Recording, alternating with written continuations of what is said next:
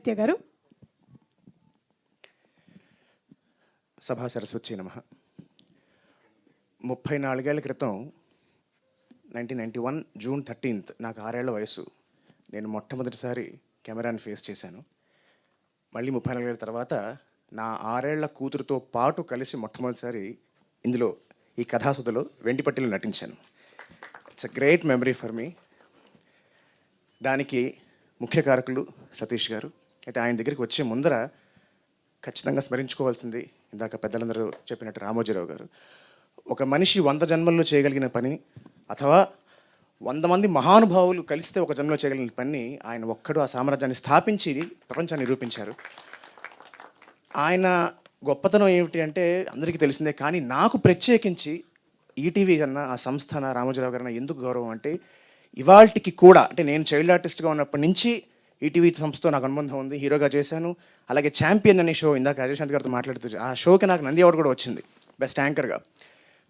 తెలుగు భాషని బ్రతికిస్తున్న సంస్థల్లో ఈటీవీ కూడా ఒక సంస్థ. ఇప్పటికీ తెలుగు భాష బతుకుందంటే దానికి కారణం ఈటీవీ అని ఖచ్చితంగా చెప్పగలం. అలాగే తెలుగు సంస్కృతిని కాపాడుతున్న సంస్థ. సో అటువంటి సంస్థలో వచ్చే సినిమాలన్నీ కూడా ఇందాక పెద్దలు చెప్పినట్టు చాలా చాలా మంచి సినిమాలు, హృదయమైన సినిమాలు. ఇందాక రవి గారు అన్నారు, అలాగే అనిల్ గారు కూడా చెప్పారు. సో వీరందరూ రావడం ఇవాళ కార్యక్రమానికి చాలా చాలా ఆనందం sir. Thank you so much for being here. And Raghavendra Rao గారు, నేను ఇన్నేళ్ళగా యాక్ట్ చేస్తున్నాను కానీ ఎంతోమంది డైరెక్టర్స్ వర్క్ చేశాను, ఆయనతో చేయలేకపోయాను. చెప్పుకోవడానికి సిగ్గుచేటు. ముగ్గురు మనగాళ్ళ సినిమాకి నన్ను అడిగితే అప్పుడు నా డేట్స్ లేవని నేను మిస్ అయిపోయాను సార్. కానీ ఈటీవీ పుణ్యమాని, కథాసుధ పుణ్యమాని మీ కథలో ఇప్పటికే నటించే అవకాశం రాగలిగితే నా జన్మధన్యమని భావిస్తాను సార్. మీలాంటి మహానుభావుల దగ్గర పనిచేయడం నా అదృష్టం.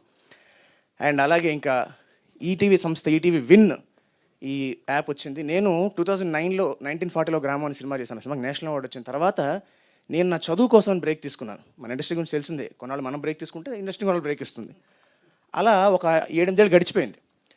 ఆ తర్వాత నేను మళ్ళీ వచ్చాను, నేను చేస్తాను, నేను చేద్దాం అనుకుంటున్నాను. హీరోగా కాదు, I want be an actor, ఒక పర్ఫార్మర్ అవ్వాలనుకుంటున్నాను అని నేను చాలా కమ్యూనికేట్ చేస్తే అప్పటికే ఓటీటీ ప్లాట్ఫామ్స్ లేవండి. లీడ్ యాక్టర్ అనే టెక్నాలజీ లేదు. అయితే హీరో లేదా హీరో ఫ్రెండ్ క్యారెక్టర్ లేదా తమ్ముడు క్యారెక్టర్ ఇంకోటి. మంచి కథలు కావాలి, మంచి పర్ఫార్మెన్స్ స్కోప్ ఉన్న క్యారెక్టర్స్ కావాలి, అలాంటి కాంటెంట్స్ కావాలి, అలాంటివి ఏమైనా ఉంటే నేను ఒక పర్ఫార్మర్గా ఉండదలుచుకున్నానండి అని చెప్పినప్పుడు అప్పటికి అవి లేవు. ఐమ్ టాకింగ్ అబౌట్ 2014-15 ఆ టైంలో. సరే, చాలా కాలం తర్వాత మళ్ళీ నన్ను గుర్తుపెట్టుకుని నా మీద అభిమానంతో, ప్రేమతో ఆయన డైలాగ్ రైటర్గా నేను హీరోగా పనిచేసిన టైంలో ఉన్నప్పుడు మాట ఇచ్చిన సతీష్ గారు గుర్తుపెట్టుకుని మళ్ళీ నన్ను వెండితెరకు పరిచయం చేశారు. ఎంత మంచి వాడాలన్న సినిమాతో. దాంతో మళ్ళీ నేను వెండితెర మీదకి వచ్చాను.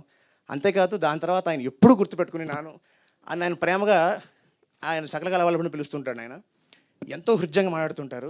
నాకు ఆయనలో ఉన్న రచయిత, దర్శకుడు ఎంత ఇష్టమో అంతకు మించి ఆయనలో ఉన్న మనిషి చాలా ఇష్టం. అటువంటి మంచి మనిషి చేసిన మంచి మంచి కథలు ఇందులో ఉన్నాయి.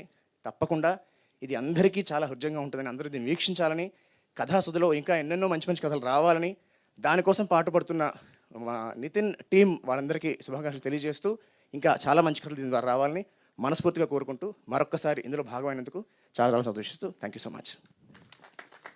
Thank you.